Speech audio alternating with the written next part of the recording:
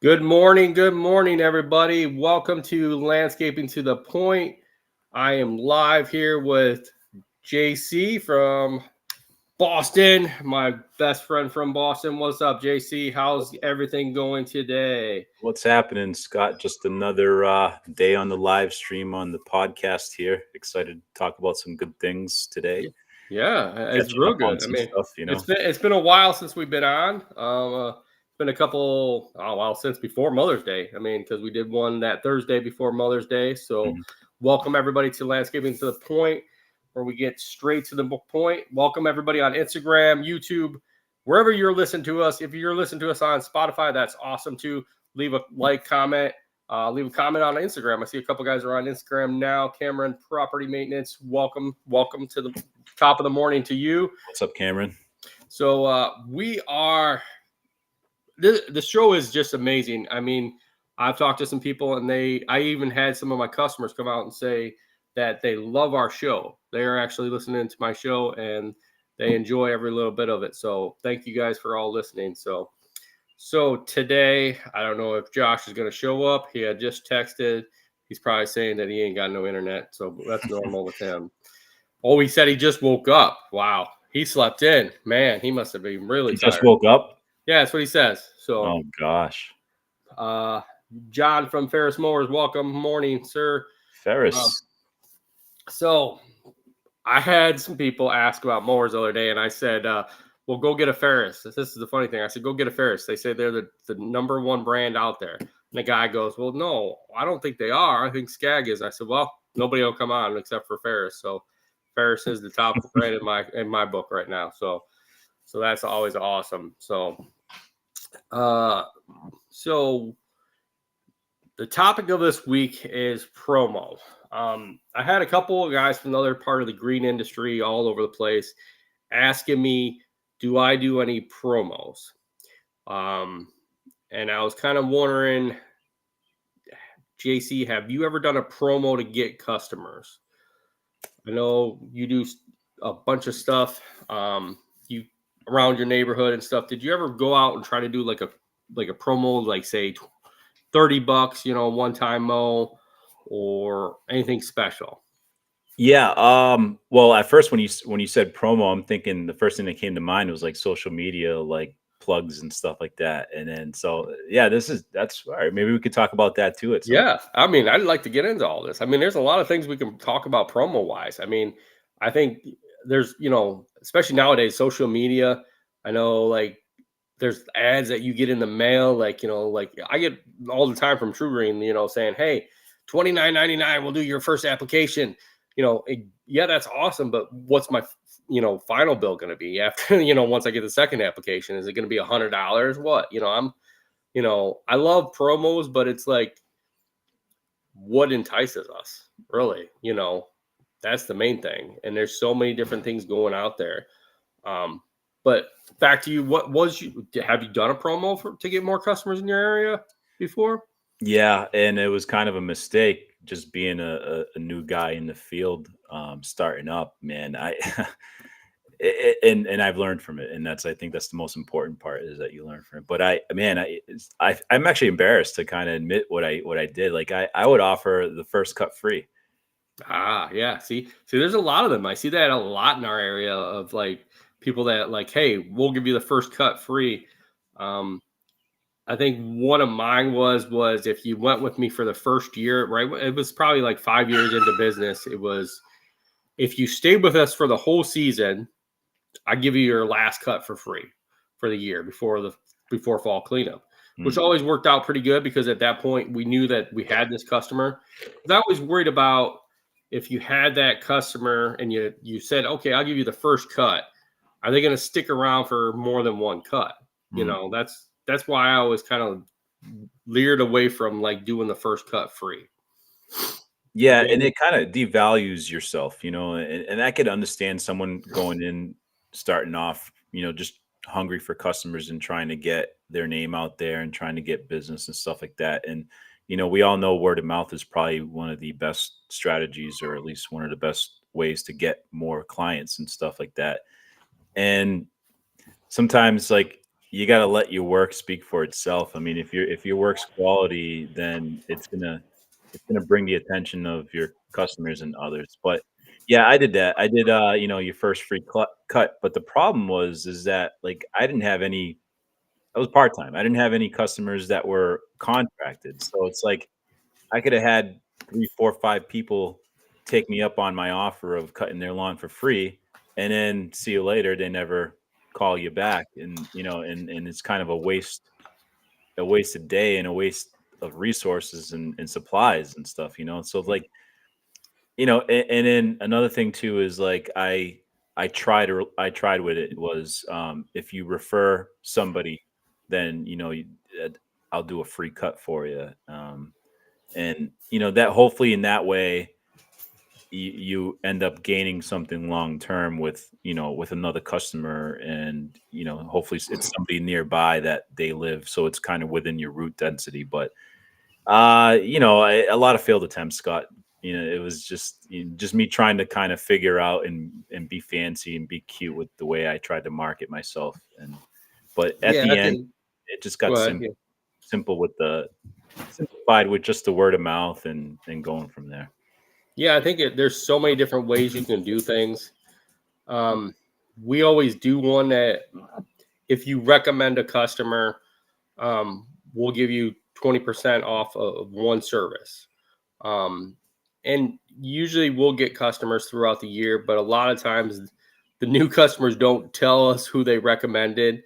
So you don't know who you're giving the 20% to. So it's like, and then in the long run, you'll find out like months down the road. So it's like, if they don't let me know right away, you know, sorry, like I'm just going to keep going on. But I mean, that's one way thing. John over on Instagram says door tags or flyers, which work better for us. Um, have you done flyers or door hangers? I did door hangers. Door hangers. Okay. Yeah, I did door hangers, and I might have mentioned it before in a past podcast, but um, I would have a tear off card attached to my door hanger where I'd put a stamp on that tear off card, and if a customer wanted to fill out their information on one side, all they'd have to do is throw it in the mailbox, like old school, throw it in the Yeah. mailbox with their name, their phone number, their address, and or I also leave them my phone number if they want to reach me, a more modern way. But I got Right. a few of them that way. They because where I live, like it's rural. There's not a lot of like, um, post office around. People just leave them in their mailbox, and the post carrier would take it, and then you know, and I got a few of them that way. It worked out. One of them was a house that was for sale that was empty. It was abandoned, but the realtor was kind of working on trying to market it and sell it. And it was actually up the street. I actually called them, their office. They never got back to me, but I did leave a door hanger, and they didn't mail it in, but they did contact me back from the mail hanger. So yeah, I mean, door hanger, I should say. So yeah, Okay. So now me, I use postcards. Pretty much we use postcards. So it's a double sided. It's got a picture of one of our jobs on the front, has our name on it. What we do is we usually go and try to do doors. We'll put them on the doors. We'll put them in between the doors if we can. We'll go ahead into the mailboxes because usually in our area, a lot of the mailboxes have for paper underneath. Pretty much, you can't put them in the mailbox because it's against the law. And like JC said, the post carrier will literally take it away. So if you have one of those mailboxes that have the little under part, we'll go ahead and put the postcards underneath, and that's how we'll market our business. And then also by buying so many postcards, if we need to, we can go ahead and put a stamp on it, put an address on it, mail it out to a customer, and still be able to reuse them in all multiple different ways. So for us, postcards are the way to go. I think they've worked out better for us. We've done flyers in the past. I know when we first started, we did flyers. We did, I think we did like 1,000 flyers, and we didn't get as much people. But like you said, JC, a lot of it's word of mouth anymore. You get recommended by customers, and they'll recommend you more than you will put in a postcard in a yard or a flyer in a thing. Or one thing we are seeing this year is we're seeing a lot more if you're there at the job at the right time. Yeah. We're running the landscape crew this year, two crews this year.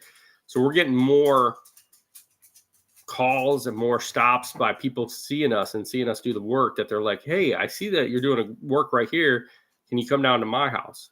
And that's typical, because in our area, like, you get into the pool guys in our area, they are like, once they get in one neighborhood, they're pretty much there in that neighborhood or the neighborhood next to it for pretty much the whole summer, because it's like they start one pool and it's like, hey, the guy 2 doors down is like, hey, I want a pool. The other guy across the street, hey, I want a pool. So they're literally just sticking in those neighborhoods because it's route density, first off, but then also you're getting that word of mouth out there that you're right there because you've been there for 2-3 months doing a job. Boom, you're right there. They're going to want to know that information because you're there. You're going to be able to hopefully service them real quick and get to them. And I think that's helped us this year by having the 2 trucks running in a lot of new areas and all together. So, and that's what helps us. I know some guys that it's not a particular landscape company, but they park their vehicles like on this main road where their vehicles are wrapped or whatever, or there's a sign on their vehicle with the phone number and stuff. And it's a busy road, so a lot of cars go by. That could be a strategy to do that. And then it's an idea. I don't know. I've never tried it. I've never done it. I don't know if anybody else has done that, but like in your personal vehicle, like you could buy magnetic signs. It was what Scott, what your thoughts are as far as like placing a magnet with your logo on it in your personal vehicle as you go run errands. And, maybe you're at the Walmart parking lot and it says, landscape by Acme on your personal car with a phone number on there. So someone puts their groceries in their car and I do need a landscaper. Here's one right here. I'll take this number down. Yeah, I think it's a good idea. I mean, definitely it's a good way to get your name out there, and to be able to put it out there. But a lot of times people kind of look at that too. But I think, to me, if I seen somebody like a landscaper on a car, I kind of worry, like, does he have the right equipment? That's the main thing I kind of look at sometimes. It's always good to have your stuff logoed up. If you can get your truck logoed up, your trailer logoed up, if you have a trailer that you can do like an enclosed or a dump trailer, and then just being able to be having your shirts logoed up. I think that's one of the main things that stands out there. Putting a name on a car, yeah, it gets your name out there, but it depends on what type of business you're in. Yeah, I think too. Like I think we were talking a year ago, last year, something like that, about like putting your vehicles in like in a town parade, and then like giving out, like keychains or whatever, right? Beer koozies with your logo on it. There is, no matter how you go about doing it, you could choose 2 different ways or many different ways. You could, you're going to invest. You're going to have to invest in whether it's a little bit or a lot, depending on how much you want to get your name out there. But absolutely, postcards are perfect for that, and they're effective. They're cheap, so there's no really excuse not to do anything like that. At the end of the day, you don't promote yourself, you're not gonna make any business. Right, and I think you need to. Ferris John said, guys out here in Connecticut love lawn signs, and Brandon the Booker also says lawn signs for the win. What do you think about lawn signs now? And how would you put them out? I see a lot of guys put them out like on a yard. See, and this is what gets me sometimes is we do a couple big main corners, okay? And if we're doing a main corner on a business, I don't like coming back and seeing somebody else's company lawn sign on it. And I think that's, if you're going to put a lawn sign on a corner, make sure that you have permission by the person that's either maintaining the property or the person that lives there, because I feel like you upset other landscapers that are coming there and that are there weekly, that are like, hey, well, I'm here doing the lawn. Why would you put the sign here? They are good. I think they get your name out there awesomely, especially if you're doing a landscape job, or if you want to promote in that neighborhood. You're putting out your sign there saying, hey, look at this. I maintain this yard. This is something I've done. It lets the other people that drive by that to know this. But like I said, kind of make sure that this is something that you're doing and not something that somebody else does. Um, and it kind of irks me a little bit more, on certain things like that. So, Yeah, I think yeah, I agree. Sometimes you see them every now and then. Like I think especially like with the roofing companies, they'll leave their lawn sign out there, or they yeah for even after the job is completed, and it's kind of up to the customer. Sometimes customers just get lazy and they don't take them down. Like right. on my street, there's a solar company that's been coming around, and they caught a few people to sign up for their services and have their solar panels installed, and they put out lawn signs, and the job's been done. It's been like 5 months later, and just That's good. they're just the homeowner's just lazy to take it down, but it's free advertising for the company to do that.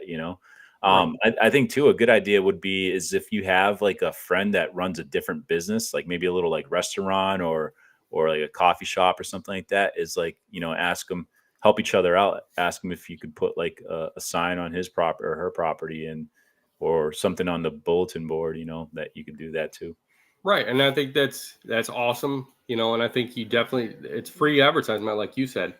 People are going to see your sign and, when they're driving by. And like Brandon the Booker says, it's a billboard. It's a mini billboard. You're not paying for that. Really, if you're maintaining that customer, ask that customer, say, hey, can I put this sign in your yard?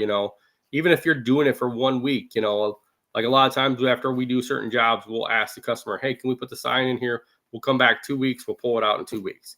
You know, I don't think leaving the sign there for 2-3 months is gonna benefit you because things change in 2-3 months. And it also depends on the customer. Like I feel like also for us, if we're maintaining the landscaping, we're maintaining the lawn, we want to have that sign in there as long as we can. Hmm. But if we're not doing, if we're just in there to do the landscape and somebody else is doing the mowing or they're doing the mowing, you know, that long, customer could be like, oh, I'm not going to mow for the next 3 weeks. And then the grass is tall. And then somebody drives by and says, wow, they maintain this. Acme maintains this. Like, I don't know if I want to call them, because this yard is way out of hand. So putting yard signs in is awesome. Just be diligent on when you're going to go ahead and pull those out because like I said, you don't want them sitting in an empty lot that's taller than the grass, taller than the sign. And, they see just the top part, like Acme, and it's all covered up. Like you want to be able to see that sign and be able to make sure that it looks good. So, Yeah, absolutely. Absolutely. so now you said something earlier about social. So how are you going to promo your company on social? Have you seen any good ones on like Instagram or anything? Yeah. I don't know if particular good ones. There's a lot of good ones. And starting off, you just got to dive right into the deep end and just keep on blasting content left and right all over. Like, if you're gonna start a social media page, obviously try to make as many friends as you can with the friends that you already have in your personal life. Just like, hey, follow my landscaping page, and reach out to your friends to kind of help support you from there. But you just got to keep on loading up content, and people love seeing before and afters. Like that's why a lot of the YouTube channels that do like abandoned yards get so much attention because they love to see the before, they love to see the afters. So just kind of showcase your work and just put as much as you can. Eventually, you'll gain some more following, and and going back to like obviously, I don't like to make the point of being sponsored by a product, but like if you use a product and you really, really, truly believe in that product, go ahead and put content on that. And, if you continue doing that, you might grab the attention of maybe a company to send you products and stuff like that. That's the route that you're looking for. But Right. again, I know I'm kind of sidetracking, going back to business perspective and promoting yourself. I just think, like we said earlier, that is your work speaks for itself, and Right. if you showcase that and put it out there so that people could see, then people are going to appreciate it. Correct. So here's one for you. And I know Josh has this, and we started one, but we don't post on it much. what do you think of having two separate Instagram accounts? One that is like for your friends and one for your business. I know a lot of companies just use it all for it's everything. It's like their whole it's everything. It's kind of like everything. But then there's some that are separate. What's your thoughts on that? I wish Josh was on because I know kind of some of his thoughts, but I'd like to know your thoughts on it, Jason. I'm a firm believer in keeping two separate accounts. You separate your personal one from your business one. I mean, people could know from your personal one that you have a business account, and you could definitely highlight yourself on your business account, but you have to be a different person. Like, people might want to get a sense of who you are as an individual, but there's going to be some things that they like and some things that they don't like if you're putting personal content on your business page, and you kind of have to put your best foot forward when it comes to a business account.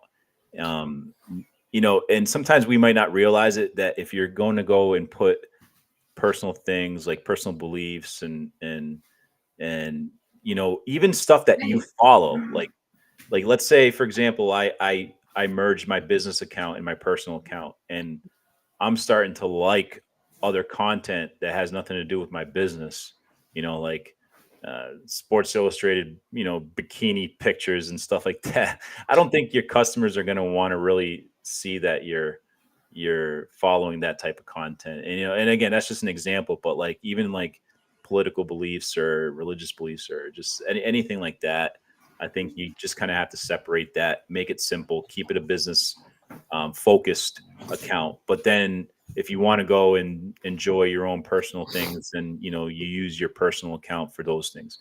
And I could understand too that if someone really wants to do their research and they're looking at your business page, they may find your personal account, and that's fine.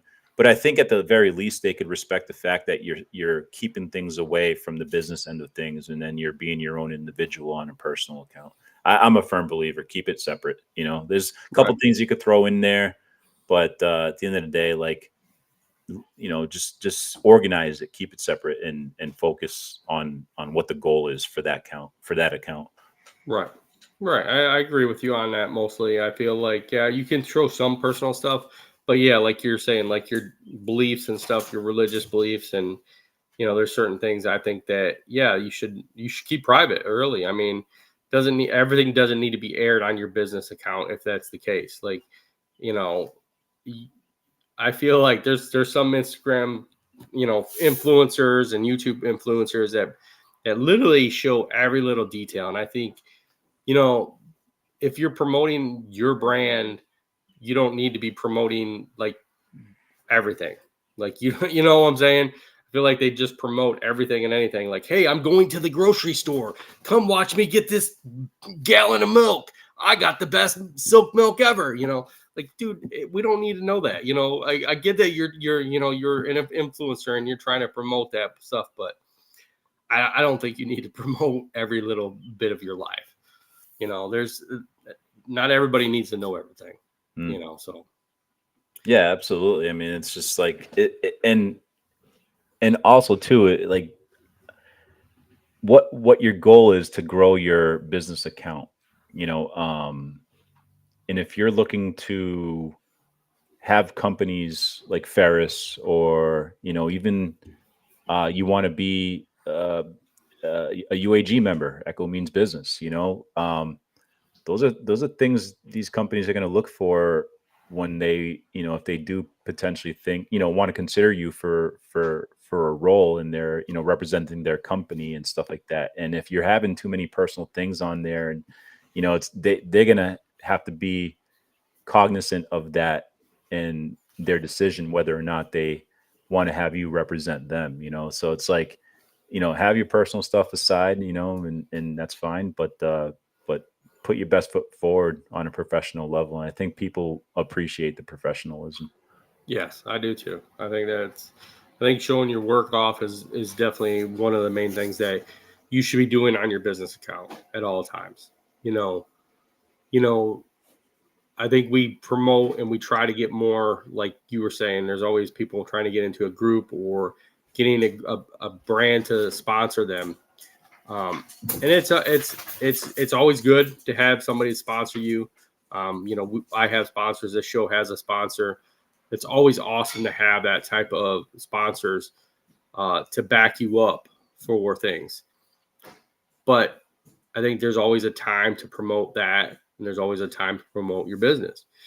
But we're all business people out here. If, we're all trying to promote our business. So, promote it the right way, because, every time we do something like this, we do something, anything on internet, everything that it pulls up. It's kind of funny because my son was, he was looking up something for school, and they had to look up their parents or something on Google, and they looked up me, and they were like, "Wow, Dad, when we looked up your name on Google, it popped up, 400, different things, and I'm like, well, that's because, I do the podcast, I do, my business, I've done, magazines, I've done, video on all kinds of stuff. So I think how you promote yourself, put your brand out there the way you want it to be put out there. And that's a good thing, the way you want your brand to be put out there. Just remember how you put yourself out there, because once you're out there, it's out there. So, yeah. What kind of things would you promote that on Instagram? Would you promote like a deal like that? Like, hey, if you come, I can cut your grass. Would you promote something like that? So, all right, to answer that question, I'm gonna give an example. Ooh, I like this one. A business example. So before you promote anything, you need to see if it works first. Okay. And the example that I'll use is like fast food chains. Like, your Dunkin' Donuts, your McDonald's, But what if I just want to eat a donut? Everybody. I think that's what Josh is doing right now. He's eating donuts without. He's minus 75 and soft. Mm-hmm. Yep, he turned to 75 soft. Yep. Yeah. But so even big corporate companies will try certain business strategies in smaller markets. So like, man, the McRib. The McRib, like that, right. When it first came out, or when a new product first comes out on a fast food market, like they'll only try it in like certain areas in the country. You'll have like Connecticut, or like, Georgia or California, and then they test the market, and then they see if there's a draw to it with people, interested in that product and purchasing it. And then once they see that it is successful, then they introduce it to the rest of the country.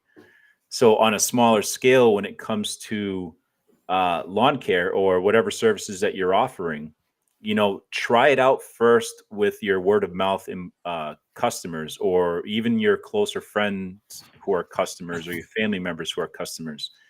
See if that promotion works. And then if you find success for it in a small scale, then be ready to promote it on social media or on the internet, so that it's opened up to a bigger audience or a bigger customer base, and that way, because if it fails, then you're only going to suffer minor losses with that trial, as opposed to pushing it out there on social media and then finding out that, man, I spread this word out there, everybody's interested in it, but now I have losses and I can't take back my word.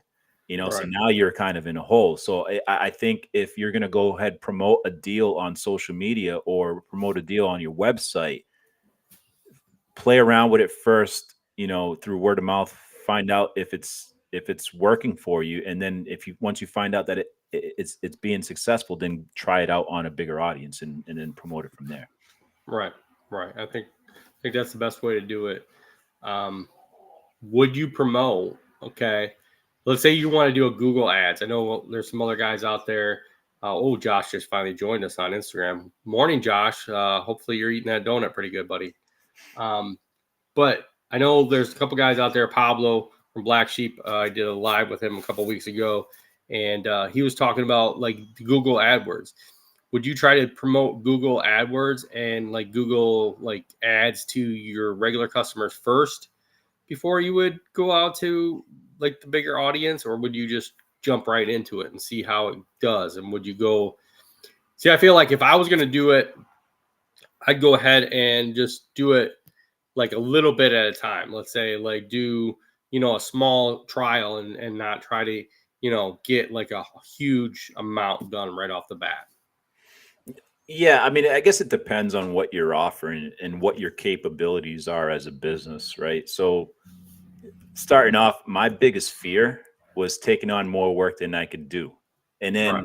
then having to turn people away, because if people are relying desperate for service and they're relying on someone and they see that you're promoting something and they call you up and you're overwhelmed because you did such a great job with promoting it that you're a one man army and you cannot take in the workload. Now you're starting to deny or reject business that are coming in. I'm sorry, we're busy. We can't do that. And if you're on Google and if you're on, online, then even that denial of work or denying work could potentially lead people to drop negative reviews on you. Right. And oh, I called them and they don't honor their word. They're saying that they're looking for new clients or they're offering this and they can't even do the work for you, so I went somewhere else. So just know what your abilities and your limitations are, and then base your business plan off of what those capabilities are, and be able to handle the call volume that's coming in or the requests, be able to answer your emails on time, be able to answer your direct messages on time. Because that's another thing too. People don't like wait around. Example I have going on right now. We were talking about it off the air. Is I had someone come out 2 weeks ago to do an estimate on my basement ceiling. So the guy, the first day he calls and says, hey, I can't come this week. Can I come next week? I'm like, all right, cool, no problem. Give another opportunity. So he does show up the following week. Gives me, basically doesn't give me a price, but he's talking about like, yeah, we could do this here, we could do this here, we could do this here. And he goes, you took measurements. You go, I'll give you a call back on a price. It's been a week after that, and he still hasn't contacted me since. So I'm sorry, 2 weeks.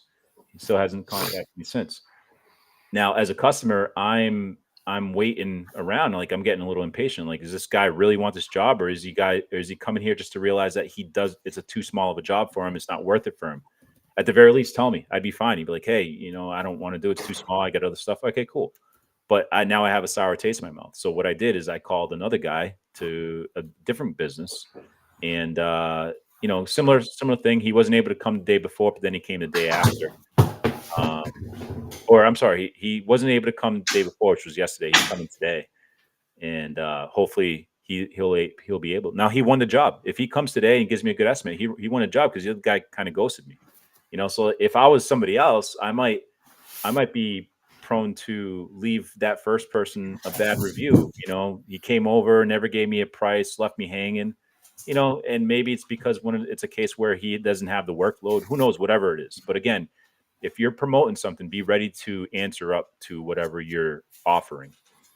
Correct. I feel like no matter what, I mean, we all get busy in our business. I know I've had over the past years to where, I'll get so busy that I don't answer the phone. I'll try. I admit it. I've been that contractor before where, I'll get busy and I don't answer the phone. But I think it's more of, and I've done this in the last 3 years now, to where I've taken the time to, if I get a call and I get a voicemail because I'm out there doing a landscape job or mowing, I'll try to call it back within 24 hours, no matter what. Call it back in 24 hours. Email it back 24 hours.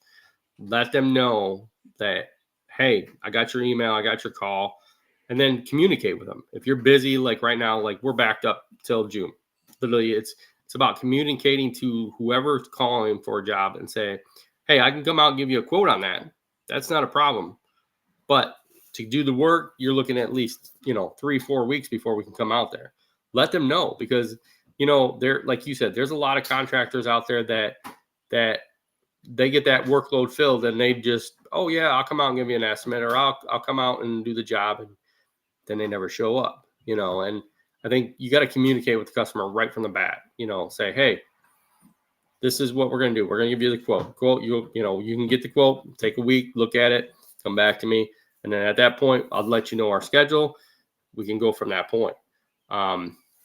John from Ferris Motors asked this one question, and I know I've done this kind of before. Have you ever quoted a potential job that way you didn't just deny it? Well, I kind of have, John. I've done that in the past where I'll quote something even higher than I could really, think of in my head at that point. And the problem is you get the job. So at that point, then you have to figure out, okay, when can I do this? How can I do it? And when, get to it as soon as you can. I think that's one of the things is, yeah, there you can price stuff ridiculous anymore. I think right now in our greenest industry, especially right now in the spring, spring's a big Z rush. People want stuff planted, they want their mulch done, they want their beds cleaned out, they want everything done before July, pretty much, because that summer they want to enjoy their summer just like anybody else. So I think what it is if you're going to bid something high, keep on that, because lowering your bid down or your prices down after the fact, it shows to potential customers that if they know that other person that you bid on the same thing, let's say $1,000, and now you're bidding on theirs $500 because you have no work, just because you want the job and you want to get that cash, that's good. But is that going to show that potential customer that you could have went lower on the other price of the other job? It's kind of one of those things is, once you put your bid out there, make sure that you continue to be at that pricing range and keep your pricings straight up across the board, not fluctuate. And I think that's one thing I see a lot of companies do, is they raise their prices because, they're too busy and they don't want the job. But if you're that person that you're showing your knowledge, you're showing your attentiveness to the customer when you're out there, you're answering their needs, answering whatever they can throw at you on a timely matter, they're going to go with you because you show your knowledge and stuff. So always make sure that your prices are straight across the board. Don't fluctuate prices. We try to keep our prices at the same amount as like our mulching, a lot of our services are straight at, a certain amount, and we try to keep that throughout the whole year. I know prices can change at different places, but I think your best bet is to kind of keep them right across the board for your customers. I think part of success as a business owner is getting to a point within your business that you're able to pick and choose your work comfortably. All right. Because there is different stages when it comes to a business. Starting off, you may be in survival mode and you're trying to get every job that you can, no matter how ideal that job is, just to put food on the table. Or if you've gotten to a point with your business where you're comfortable enough with the income that you're attaining, then you could clearly say no to jobs that he looks like he just came back from church. Yeah, he did. Yeah, nice little like church Sunday church haircut and a collared shirt on. Look at that, man. Yeah. Anyways, I'm saying, like, where you place in your business as far as how comfortable you are, where you get to a point of success where you're able to pick and choose what jobs you want to do. Because, I mean, if you, a lot of time could be wasted if you don't want to do a job, but you're spending time on the property and you're quoting something and your mindset's like, I'm going to quote them real high because I really don't want to do it. Now your energy level, your initiative, your excitement to do the job is not even there. And then you get the job. You're going to have a hard time doing that job. And again, it depends where you're at in your business. If you're hungry and you're going to, by all means, you need to get the money and you really, you quote it high, you don't want to do it, but you get the job done regardless. But if you're successful and you have other potential clients or other potential, places where you can make, focus your attention on to gain more income, then I would just be more direct and be clear cut. No, I can't do this, as opposed to wasting time. And I mean, yeah, it could be a good payday if you quote it high and they bite. But it all depends, again, like I said, everyone's different, but I think if you're at a real successful point in your business, then you do have the option to decide whether you want to do something or not. Josh, welcome to the show. I know you've been eating donuts all morning, but welcome to the show, buddy. So we're gonna ask you the question because I think you've been in the business just as long as me, and you got some good experience, just like JC and me, and great advice. So, have you ever quoted a potential job so that way you just didn't deny it? Yeah, absolutely. Absolutely. I'm not going to bullshit you. Yeah. I mean, I get what Jensen was saying.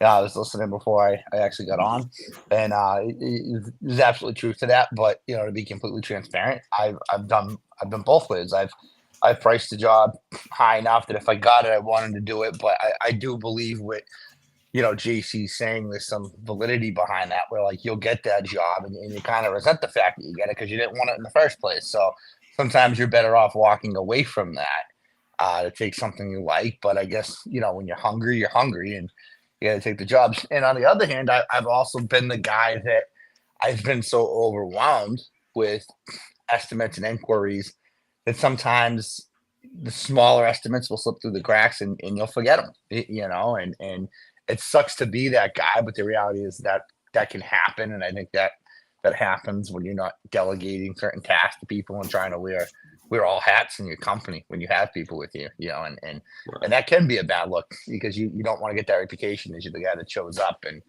doesn't follow through, or at least call back and say, hey, listen, I apologize for wasting your time, but I'm just slammed. I won't be able to do it. Right. Well, I think that a lot of them times they say when stuff slips through the crack, you get old. So, I mean, you are older. So, I mean, maybe it's just slipped through because you're losing your mind. So. Man, I'll tell you that the amount of time and effort I put in this week, I'm sure I forgot to email or call someone back, or maybe a quick meeting that really wasn't at the top of my schedule. So right. It's been a very hectic couple weeks. So right, bro, where are you going that you're all dressed up? I'm going anywhere. I literally got a Blades Direct shirt on and like my button up. He's going somewhere. He's going somewhere. Yeah, He's taking his wife to lunch or something. No. I got house stuff to do. Dude, you're happier. You're not in the attic. You're not in the basement. Like you got like freedom right now.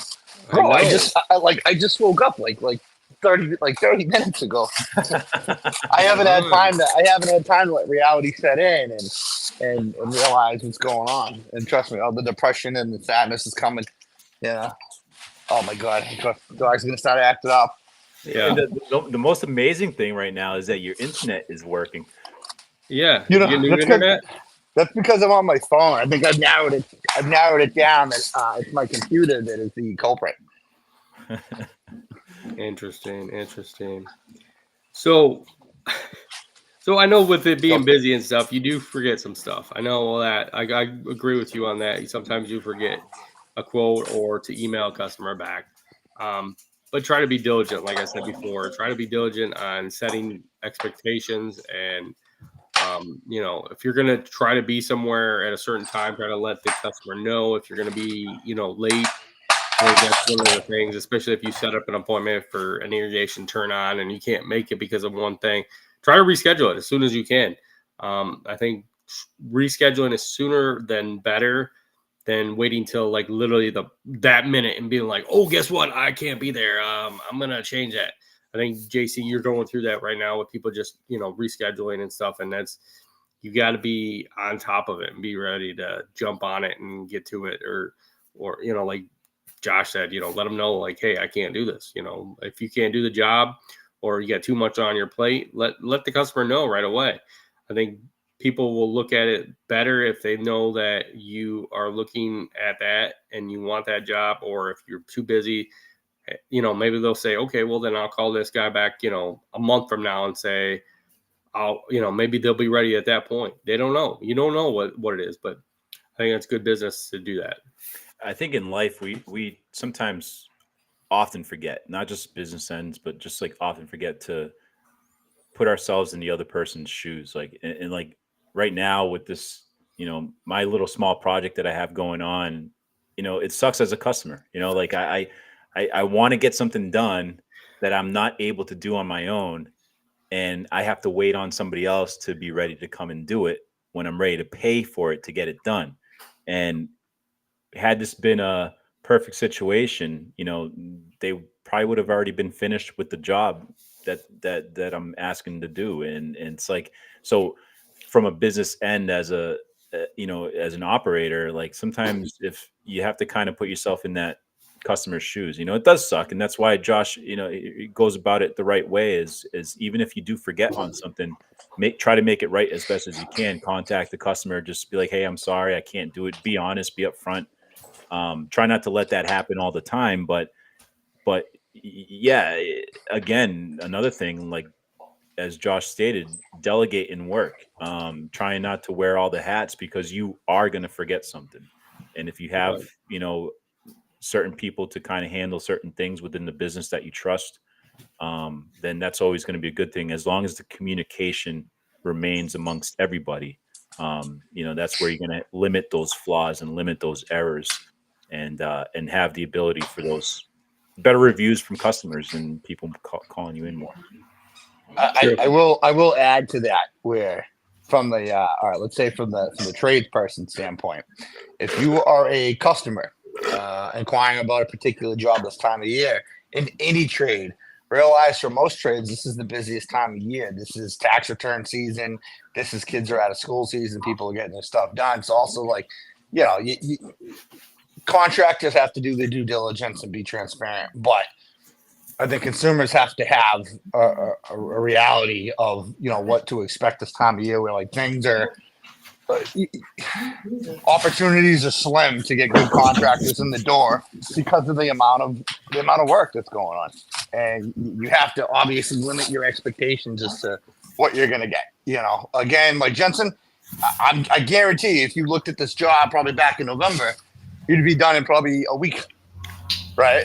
But this is prime time, and if you got a contractor like that to come to your home in the spring, he probably wasn't the cream of the crop. Yeah, I think my gripe is more along the lines of communicating and being open as opposed to ghosting you. Because like the guy told me to give me he'd show up, he never showed up, and then he'd give me a price, never gave me a price. It's like, if he would just been like, hey, yeah, I could eventually do your job, and just understanding we are a little busy, because some people need to hear that. I think a little busy right now, so it might take a little while. If I don't reach you next this week, maybe I'll try for next week. Even that could kind of put someone a little more peace of mind. But if you just don't communicate with the customer and let them know, like, hey, it's not gonna be right away. I'm a little busy. If you're willing to deal with me being busy, then eventually I could get there. I think that communication is it's important. I usually try to give a 3 to 4 day timeline for estimates, unless it's something really small. But I can't front and say that like I haven't. That hasn't happened to me where I may have forgotten one of the smaller estimates to write. It's definitely happened to me, and it may have happened this year. To be honest with you, who knows? Yeah, it's one of those things. I think it sometimes can slip through the cracks. You always have that one that can slip through the cracks, but try to communicate as much as you can. I think that's the best thing. No matter which way you do it, especially anything you do promo wise. If you're going to do postcards, awesome, signs, that's awesome. If you're going to eat donuts, but just keep your head on the right way. So, I had one today. See, JC had one. No. I'm there. Call it a donut or a cigarette, one or the other. It's been busy. I know that. But you remember, you got, like you said, Josh, customers have to realize that we are busy at this time. I did have a customer yesterday. We were doing a bunch of work for her, and she was surprised that we showed up on a Saturday morning to do work, but she was also surprised that we got the job done, and she was happy. And she told me the same thing. She goes, you guys are busy at this time of year, and she goes, I understand that, and hopefully everybody else understands that you guys are doing this as fast as you can, and you're making sure that it looks beautiful for them. So I was kind of thankful for that, and thankful for everything we got. So I got one quick question here before we head out. and this is aimed to both of you because I want your thoughts on this. And I know, Josh, you're doing the 75-day hard with me. Okay. So when it says no alcohol, does that mean no beer battered shrimp or beer battered fries? Because my wife was going to put on beer battered fries last night, and then I was like, no, I can't have those. And it's got 2% alcohol in it. You can I answer it? Yeah, go ahead and answer it. I want to know your thoughts. I want to know both your thoughts. I'm just kind of like, what the heck? I say you could have it because if it's beer battered, the alcohol is being cooked, and so you're not really having the alcohol. Okay, that's a good one, Josh. I don't know. I guess, yeah. I mean, you're not drinking it, it's fun, Right. So as long as I'm eating eating it, it's fine. Yeah. It's not like you sit down having a beer or a cocktail. Yeah. Okay. What the hell? Okay. So I can just go have my beer can chicken today then? Yeah. So Scott's gonna be overdosed on shrimp tonight, trying to get a buzz. Iodine. Oh, I just wondered. I mean, I thought it was kind of. It's just one of those things because it says no alcohol. So I mean, kids could have beer battered fries, so it's not like the kids are. I mean, again, though, but does that contradict your diet as far as aside of the alcohol? Beer battered fries a healthy thing that you're trying to do for time hard. Even your wife's laughing in the background. You don't need to focus on the alcohol. You need to focus on the cholesterol content. Yeah. Clogged arteries or dead liver? Which way do you want to go, I guess? I mean, I'll take the liver. Yeah. So it's 50-50 right now. It's okay on the alcohol sense, but it's not okay on the health side. Yeah, the health side's not that bad. Good. So, but yeah. All right, guys. So we had a great talk. Josh, thank you for waking up and joining us for the last 15 minutes. It was good to have you on. I got a quick question. Sure, go ahead. Sure. We all know what Twizzlers are, right? Like the candy. Yeah. Yeah. Okay. All right. Like they have like the black licorice. Yeah. Right. Does anybody like black licorice? I think it's gross. I think I am the only person on the fucking earth that likes black licorice. That's nasty. I don't know what it is. I love the smell. I love the taste. I love the look. I don't know. I am a massive fan of black licorice. It's know what they say: if you go black, you never go back. So. You're damn straight. Damn straight.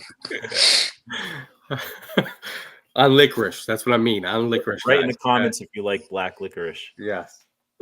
Oh, you guys are funny. So, I think everything has everybody likes their certain things. I mean, I got one of my guys likes the smell of tar. So, I mean, I don't know what it is, but maybe that's what it is. I don't even know how to spell licorice, so I'm gonna probably mess it up. But there we go. We put it in the comments, guys. So, anything else? Anything you want to add, Josh? Because I mean, you've been gone and distant for like the last couple of weeks. I've had a lot going on the past couple of weeks. So there's a lot. I mentally and physically running on fumes. So it's been a lot. I gotta sit down today and try to schedule my week and prioritize things and have hopefully some stillness and organize my thoughts as well. So it's been stressful. That's for sure. I think that's what it is. I mean, the spring is always stressful. I mean, I think the same with you, Josh. It's been very, very hectic this year. Like I was telling JC, running the 2 crews this year, we're getting lots more calls, a lot more asking us if when we can do certain jobs, and we're keeping up with it as best as we can. It's this weather. The weather kind of puts a play on you too sometimes, and that's the hard part about it is when you get the weather and you're just busy because it's spring. That's what it is. It's spring. Everybody loves the spring rush, and it's always here. So definitely. yeah. Definitely. Yeah. All right, guys. So we've had a great talk for the last hour. Not much more I can talk about this week, but we got some great stuff coming up for the next week.